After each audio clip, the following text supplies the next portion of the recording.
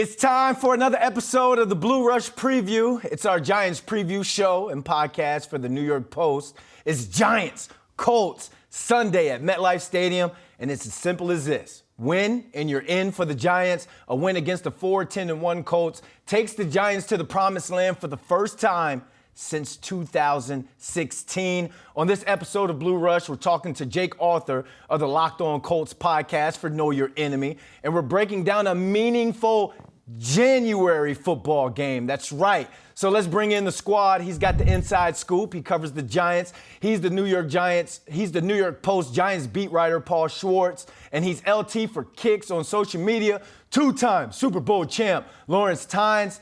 We walked away from the Vikings game feeling good about ourselves. Now it's win and you're in. You control your own destiny if you're Brian Daboll and the Giants. We talked about meaningful football in December. Now it's must-win football in January. Paul, Giants and Giants fans haven't been feeling this excited about January football in a long time. That's right. It is January football, right? It's going to be New Year's Day, January 1st, a new year. And, it's a new season, a new era for the Giants. It should be a party atmosphere at MetLife Stadium. It's been more than a decade. Our co-host, Lawrence Tynes, was on the field the last time the Giants walked off a home game, clinching a playoff spot. It should be very interesting. And look, if you want a hand-picked opponent, it's the Colts, right? They might be the worst team in the league right now. So if you want to win, you invite the Colts, you bring them in, and no questions asked. They should win this game. Tynes, no trap game for this upcoming game? No. It always could be. I mean, this Colts defense is really good. Now, what you have to do is get on top of this team very, very early. Yeah. Have the guys over there thinking about Cabo and Cancun and St. Kitts and St. Martin and all these vacation destinations, because you know how it gets late in the season for guys, especially when you're not going anywhere. But certainly, like Paul says, probably the best team they could be playing right now, in terms of opponents. So, but still, obviously, very dangerous team on defense, in my opinion. I don't care what the heck they do on offense. I mean, defensively, this team has been in literally every single game to a point. They just offensively are pretty horrific. Yeah, and if you're the Giants, you can't be victims of your early success. Again, in a sense, we've raised that bar so high for this football team, especially because of the things they were doing, the games they were winning at the beginning of the year. This cannot be a game where you come in and you play down to the level of the team that you're playing against. Against the Vikings, they rose to the level. They played. They went head-to-head with the number 2 seed in the NFC. And if it wasn't for a couple mistakes on the Giants' end, I know they wish they could get back, they would have won that game. But now you can't play down to a 4-10-1 team because they can be scrappy. This Colts team, Jeff Saturday, people can say whatever they want. He's a ESPN analyst turned coach. He's got this team, I don't want to necessarily say prepared, but he's got them with the mindset that they could go in and run with anybody. They can play. They've had some strong games. They've had some games not go their way towards the second half. But like you said, Tynes, they have to jump on this team early and often and capitalize on whatever mistakes that the Colts have. The Colts are pretty banged up. They're on their third quarterback. But Paul, any injury updates from the Giants earlier in this week in practices? Yeah, there's some good news. And, we got to get into this a little later. I mean, between Brandon and Lawrence, it sounds like we're talking about the Johnny Unitas Colts here or something. I mean, crap game. This is a crap game. The Giants are much better than the Colts. But, okay, let's and look, I can overlook anybody. I just have to write about it. But there's no trap game for these Giants. They're not good enough. And look, Brian Daboll doesn't allow that. And you know what? They're healthy. There are 4 guys on the injury report. Okay, 4 of those guys. I think all of them will play. Dexter Lawrence is on the injury report because he had a veteran day off on Wednesday, so that's irrelevant. Leonard Williams is on the injury report. Still got that neck issue. He's going to play. Azeez Ojulari is on the injury report. He was limited in practice on Wednesday. He has that basketball rolled ankle. I think he's going to play. I really do. You can tape that up. I think he's going to play, maybe reduce snaps a little bit. And the big one, save the best for last, Adoree Jackson. He was limited in practice Wednesday for the first time since he hurt that knee, MCL sprain, returning a punt, which we all were very much against. He's missed 5 games. That's a lot of time.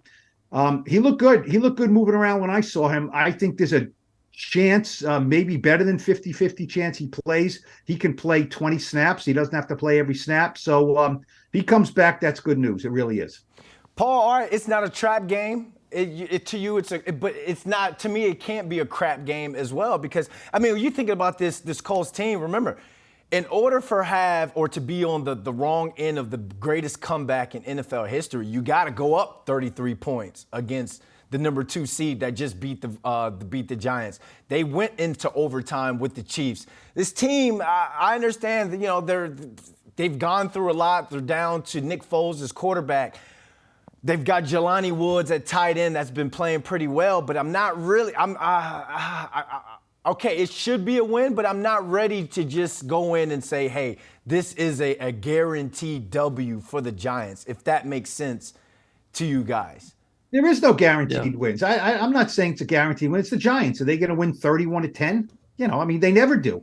But, did you see Nick Foles last week? He looked like a guy who hadn't played in like 5 years, and it's almost – now he'll probably be better this week because he's got a little bit of rust off him and things like that. But, he's not a very good quarterback. The Giants are a better coach team by far. I mean, you got a guy who spent 21 years preparing to be a head coach, and you got another guy who spent 21 minutes preparing to be a head coach. This is a game the Giants should win. Tynes. Yeah. They absolutely should, but listen, as a former player, I just never thought like that, because anybody can beat anybody, and naturally, seeing Nick Foles, I'd rather see him than Matt Ryan, to be honest with you. After looking at the numbers and comparing them, I mean, like you said, Nick Foles has played. This will be his 3rd start in 2 years. He's had the most unbelievable, crazy, silly career. If you go back and look at he's 29-28 as a starter. He's made $85 million.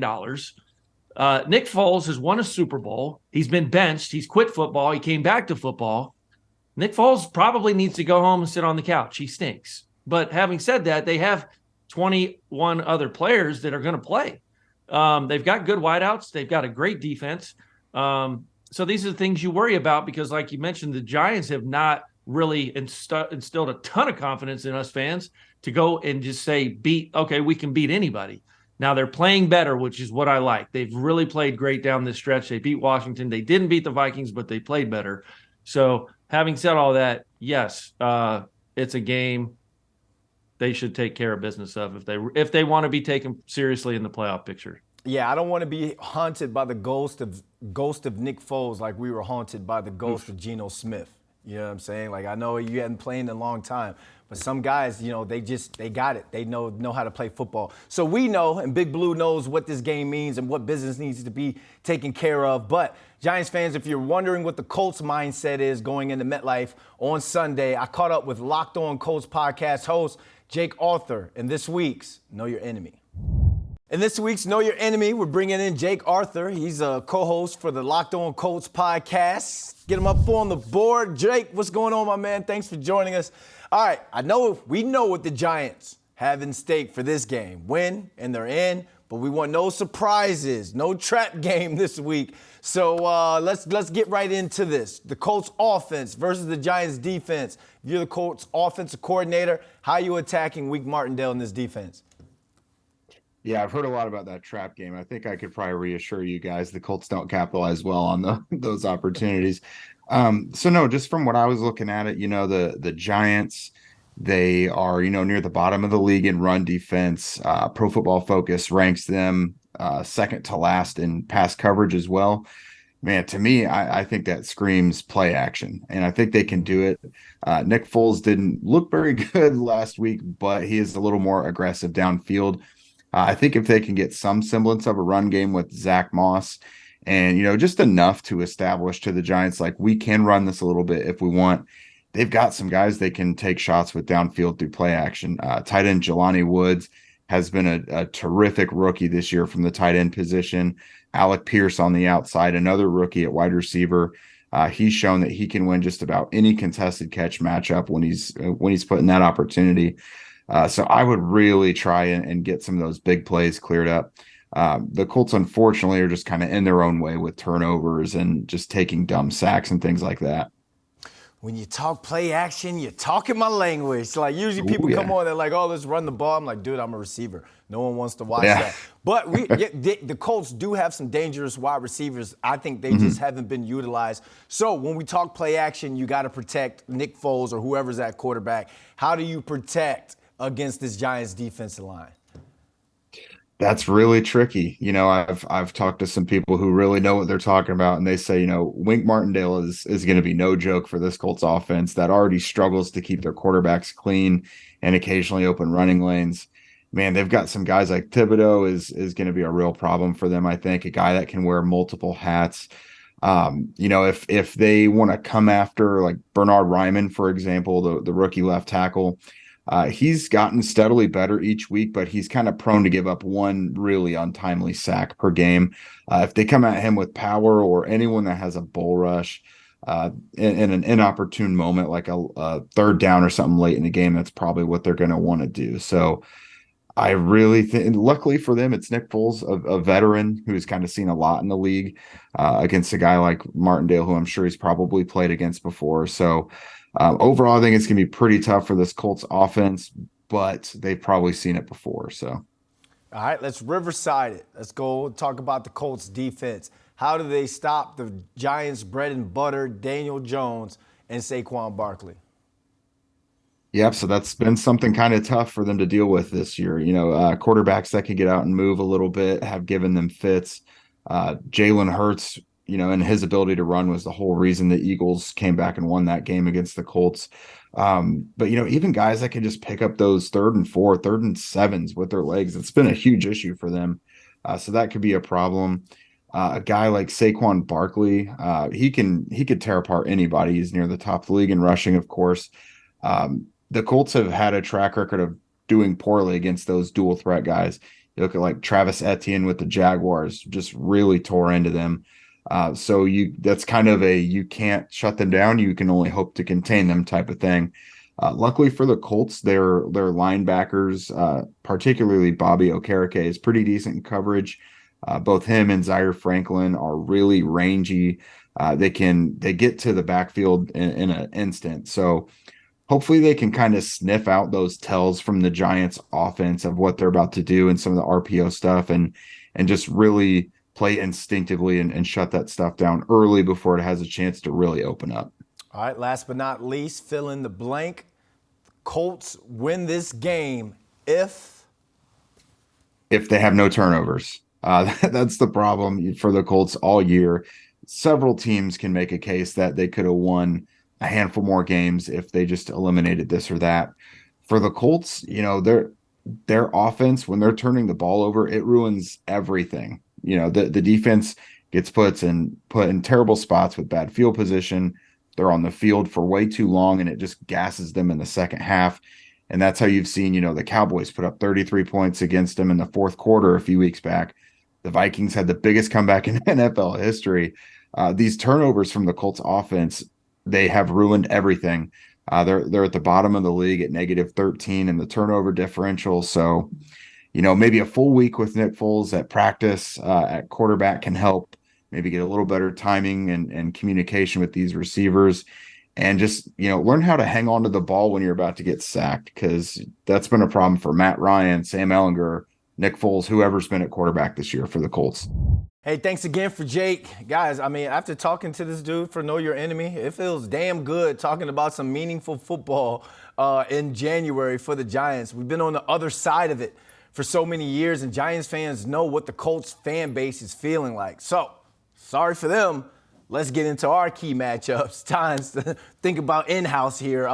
What's going to be your key matchups for this game so it's not a crap game or a trap game? Mm-hmm.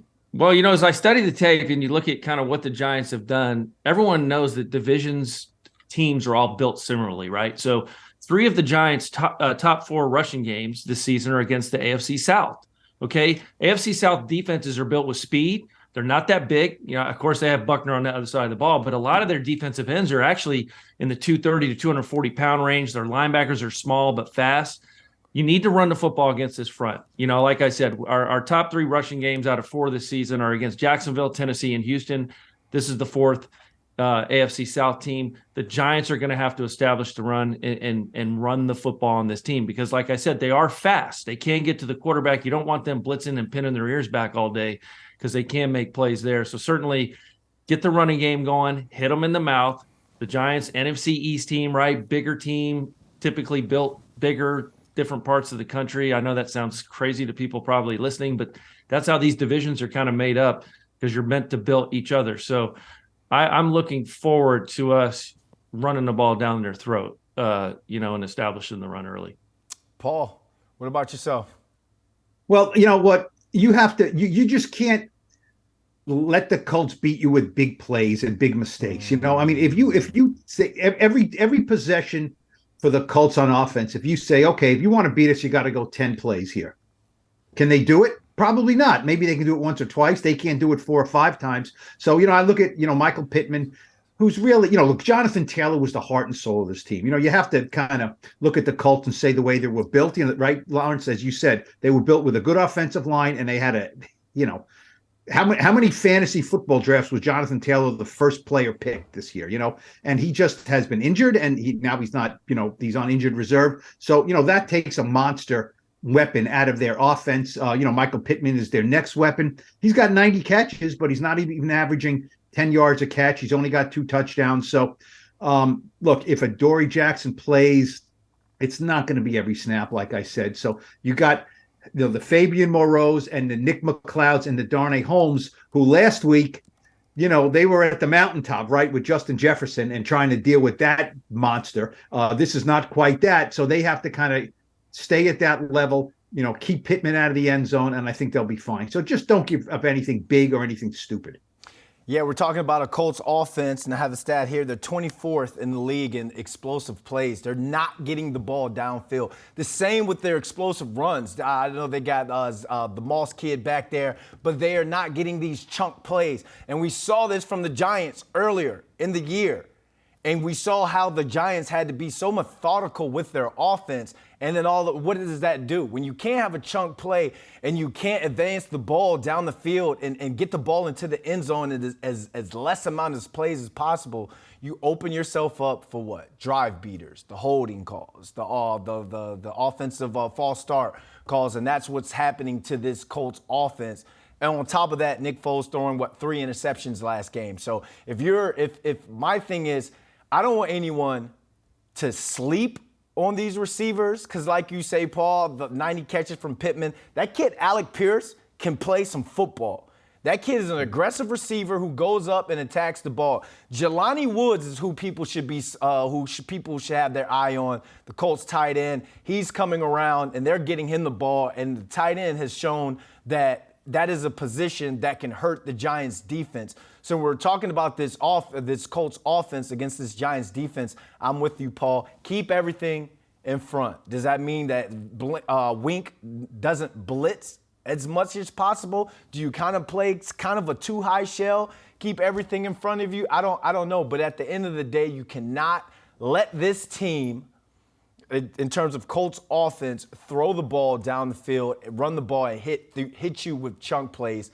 They're not just built for that. And another key matchup that I have, fellas, before you guys get into some of the other ones you have, it has to be the New York Football Giants versus the Indianapolis Colts. It cannot be Giants versus Giants. And Tynes, you kind of said that at the beginning. You can't keep this team in the game. If people were watching against the Chargers, that they were getting takeaways on defense. They were getting some key stops on defense against this Chargers offense. And the Giants, their offense is not built like the Chargers. They don't have as many weapons. So you're going to have to capitalize to squash this team early. It has to be Giants versus the Colts, not Giants versus the Giants. You can't let the Colts stay in this game. Tynes, you got any more matchups for us?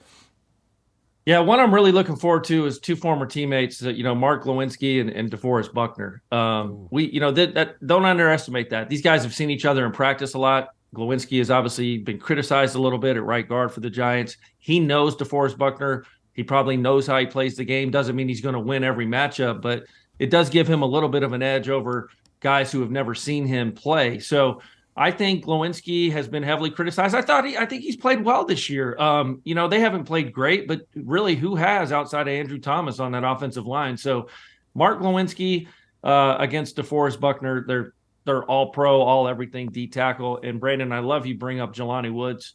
205 of his 285 total yards this year are in the last 4 games. So they are really featuring him in that passing game, and he is a big, fast target. So that's another one I'll look forward to. Paul, is there anything that scares you? Is it the Giants, or is there any matchups that favor the Giants? Well, there's plenty of matchups that favor the Giants. First of all, with Glowinski, he was on the Colts last year. They needed to win one of their last 2 games to get in the playoffs, right? They lost a close game to the Raiders. Then they went to Jacksonville, who was 2-14 and laid an absolute egg and didn't make the playoffs. So Glowinski said he's going to impart some of that experience that he has just last year. Look, don't think we can win one of the last 2 games. Win this one, take care of this one. The other matchup is, and Brandon, you mentioned Giants versus Giants. Daniel Bellinger, the rookie tight end who we all like. We've talked about him, all year. He's walking around facility with a football in his hand all day. It's like the movie, The Program. All day, right? Yeah. I remember Tiki Barber used to do that. I think Tiki told me he once slept with a football. He had all those fumbling problems. It's like, is it kind of like, this is like a for show? Yeah, but it shows. He fumbled the ball. He's ticked off about it. I'm carrying the football around with me because I'm showing my teammates that was a bad mistake, and I value this thing. I value this football that we all play for. So that's the matchup, is don't do anything to let the Colts think that they can win this game, and the matchups themselves will take care of themselves. Daniel Jones throwing interception. Don't do it. He doesn't throw many interceptions this year. Don't fumble. Don't have a complete. Lawrence, I just want to ask you, what did you see on that punt block? Don't have a bad special teams play. Was that just the snapper getting beaten? He got up picked. Front. Snapper got picked. Yeah. And if you follow me on Twitter, Paul, I do a fantastic breakdown on Twitter of that play. I do follow you. I don't know if I saw that. Okay. Yeah, no, I'm just kidding. It's a snapper pick. It's a day 1 rush. Teams run it, and you bet you know what? The Colts are going to run it until the Giants stop it. They pick the snapper. Guy comes around, leaves Julian Love, the PP, with a 2-on-1. Julian, unfortunately, picked the wrong guy. He should have taken the other guy. He was the most dangerous, and that's the guy who ends up blocking the punt. But too many of those, right? In the last couple, we've had the dropped, snap against Philly, and then too many special teams. That's the one position, one area of the team that coaches do not want to worry about. And I feel like there's a little bit of worry there because, we'll get into it. This special teams outfit is not bad. They've got a great kickoff returner. Well, let's stay with that.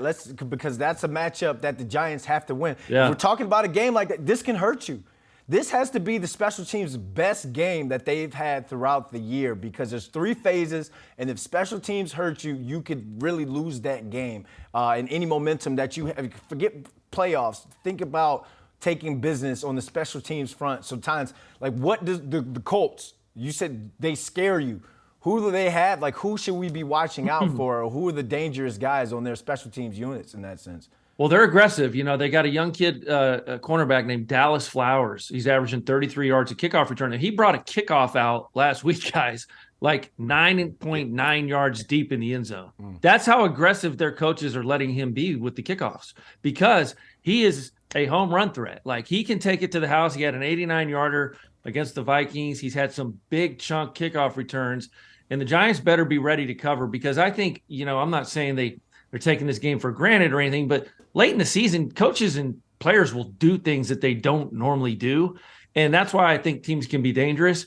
This kid's going to bring every kickoff out. So the Giants' mentality has to be go down and cover every kickoff like he's bringing it out. And I'm sure T-Mac's telling them that because T-Mac's a whole lot smarter than I am, and I'm watching this from afar. That is how they're going to operate.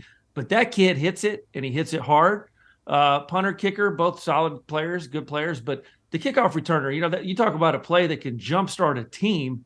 You can't let anything get going on special teams. Can't give this team even a single hope. And you got to start, by covering kickoffs and covering punts and getting punts off.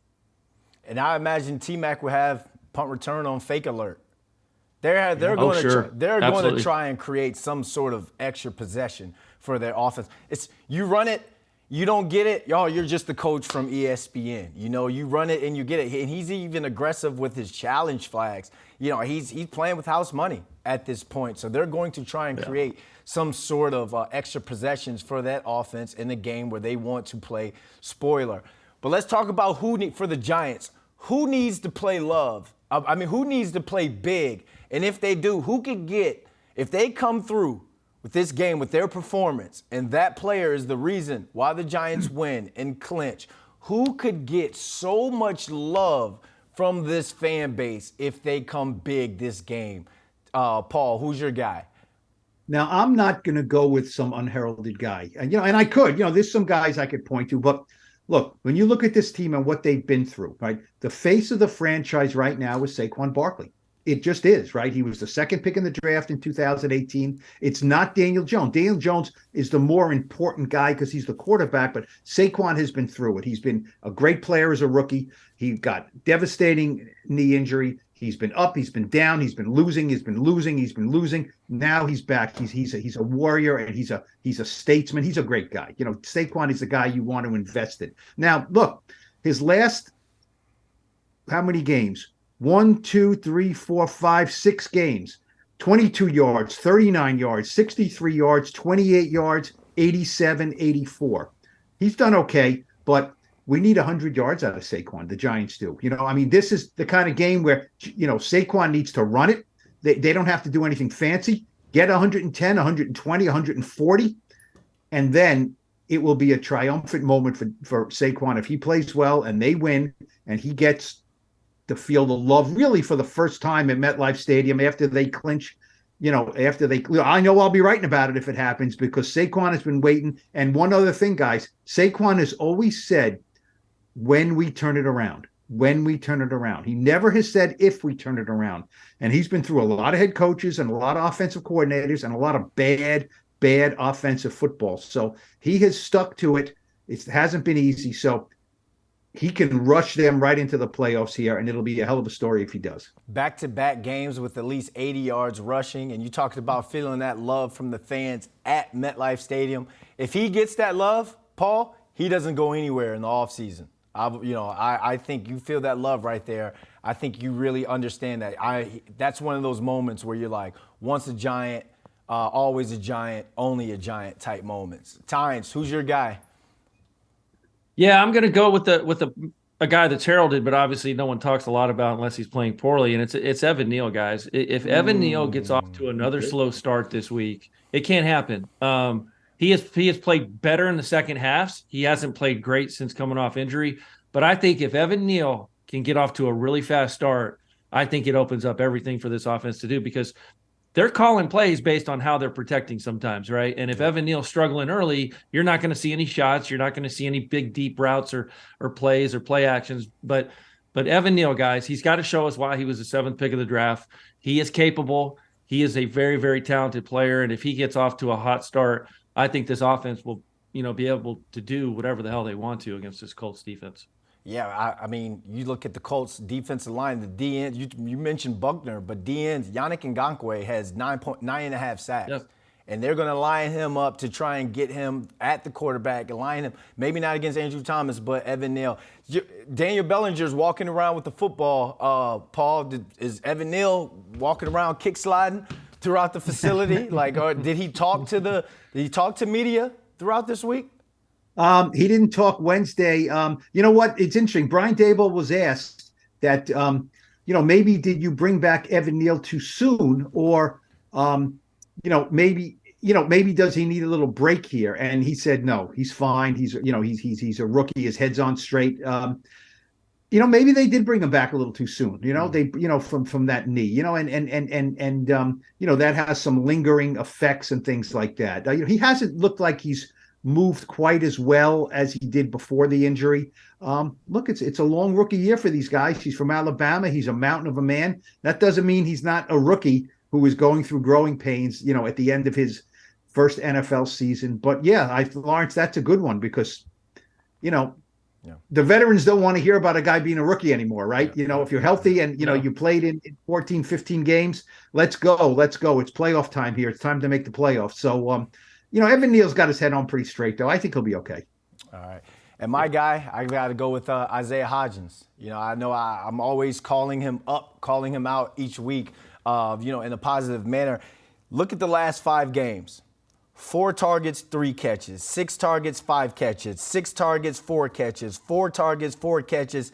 12 targets, 8 catches, 89 yards. And he also has 3 touchdowns in the last 5 games. He is emerging not as the number 1 receiver. I still give that to Darius Slayton because of the big playability that Slayton possesses with that speed. But he is emerging as Daniel Jones' go-to guy. Who am I going to throw it to third and whatever when I need a play to be made? And you saw that. You saw him getting him the ball against Patrick Peterson, who is one of the better corners in this league. And then you look at that interception that Daniel Jones threw. Who did he throw it to? Isaiah Hodgins. We wanted a cleaner route on that, but you're seeing his emergence in this offense and what he's able to do. They had a big play, an explosive catch of over 20 yards on the deep ball where he made a heck of a catch. And this guy really has brought something to this offense, whether it be red zone, catching touchdowns in the red zones, or being that possession guy to keep the chains moving. I look at this guy. If he has his first 100-yard game at MetLife Stadium since being here, because he's not the trade acquisition, but he's who they brought in during that time, I think he's the guy that can get a lot of love from Giants fans, and this would only be a game that builds up his confidence and that confidence that Daniel Jones has in him to go not only against in Philly next week, but that first round of the playoffs. Now's that time. Just like there's no more rookies, guys, now's the time where you know your role as a receiver now. You know if you're a speed guy. He knows he's the possession guy. Richie James, I'm still trying to figure out what he's kind of like the gadget jet sweep guy, move him around, try and get him the ball in space. But Isaiah Hodgins has come in and he's really done a lot with his opportunities. And he is a guy that I feel as though can get a lot of love from Giants fans if he has himself a big game. And that's going to start with, obviously, the offensive line's got to block because you've got to take some downfield shots to these wide receivers against this Colts secondary. All right, let's get into our predictions. These first two predictions, guys, I took off of the Colts 4 wins and the tie, and I just averaged. These are their averages for their wins and their tie. Colts offense, total yards, 386 yards. Tynes, you got a smile on your face. I thought this was a joke when I saw it. I really did. Listen, they've started a backup quarterback twice, once against New England and then obviously against the Chargers the other night. 173 yards against the Chargers and 121 with Sam Ehlinger against the Patriots. Way under, guys. I would even just bonus say under 200 yards, I think. It's a pretty bad offense. Oh, he even threw some extra credit in there, Paul. Yeah. Over under, Paul. Well, don't sleep on Andrew Luck. He's got a very potent passing attack. Yeah. Great neck beard, too, by the way. Oh, excuse me. I'm sorry. Wrong team. Wrong year, Paul.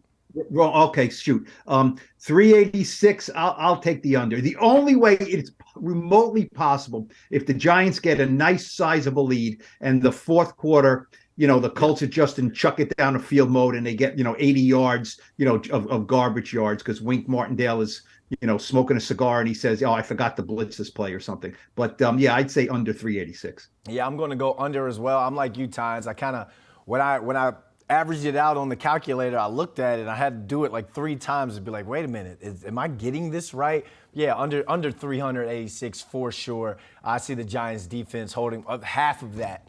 All right, so let's go Colts offense passing yards. Again, this is the 5 games that they didn't lose on the season. 262.8 over under, Paul. Well, for all the previous reasons I just stated, I will say under 262 passing yards. Nick Foles, under. Yeah, they're averaging, guys, and I know they've only started a backup twice this year, but they're averaging this is 73 yards passing with Ellinger and Foles. I know Matt Ryan wasn't probably the answer, but tells you how much better he is compared to these two guys, right? Yeah, when you say 73 like that, I would have had to look at the calculator again and be like, wait a minute. I can't. I just, it's a backup playing, so I kind of looked at the two games where they 73 yards. Oh, you just used your fingers. You counted on your fingers. You got the 70. Yeah. Now I know my math part on the SATs wasn't so good. All right. Yeah, I'm gonna have to go under on this one. It's again, Foles. You summed it up right there, Paul. All right, Colts offensive turnovers / Giants takeaways, 1.5 times.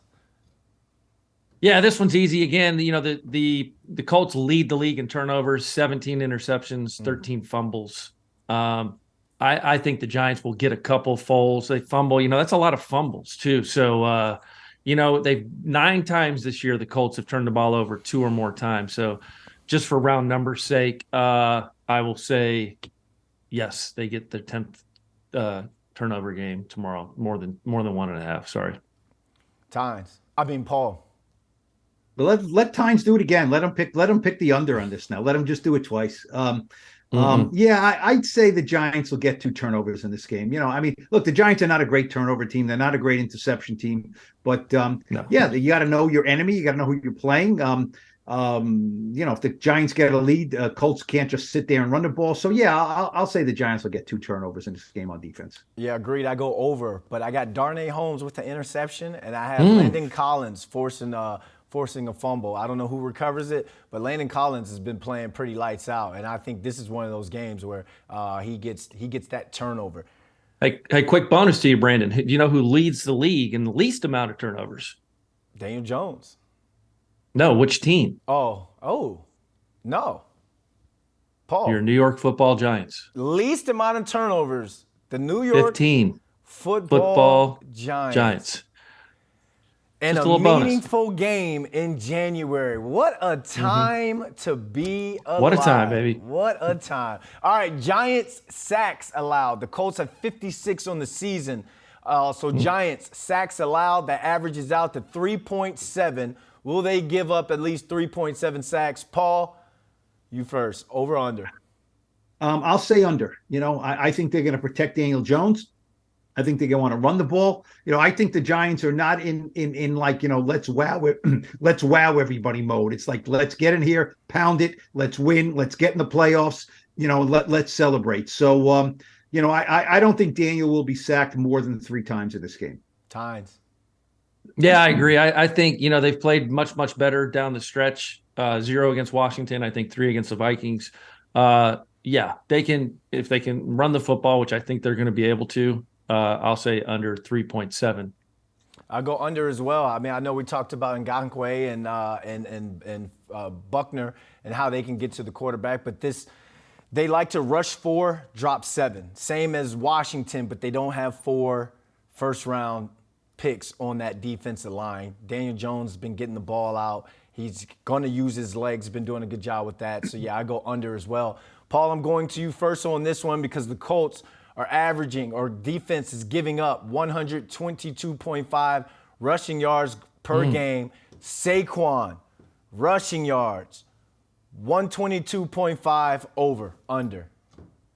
It's going to be a push. He's going to get 122.5. They're going to give him half a yard, and it's going to be a push. I think over. Look, I was saying earlier in the show, Saquon's, be the guy that feels the love. He's going to run him into the playoffs. So I'll say over. The stats say that's probably not a wise bet, but you know what? He's been close, Saquon. I think, he has not burst those long ones. I think he's going to get a 30-yarder in this game, and that's what you need. You can't get the 3, 4, 5, 6s and, get to 120. It's not easy to do. I think he's going to get one long run, and that will push him over 122.5. Tynes? Yeah, like I mentioned earlier in the show, guys, he's averaging 142 yards a game against AFC South opponents. 142 against Jacksonville, Houston, and Tennessee. I think he gets the quadfecta. Is that a term, or did I just make that up today? The quadfecta, or the sweep, if you will. I think he goes over. I think this is his day. The excitement that young man's going to feel after all the stuff he's been through. That crowd is going to be electric. I think they feed him. They energize him. I'll top you here, Paul. I think he has a 60-plus yard touchdown run against this team. So, yeah, I'm going to go over 122.5. Hey, Tynes, he likes that you took the over, but he does not like when people talk about his quads.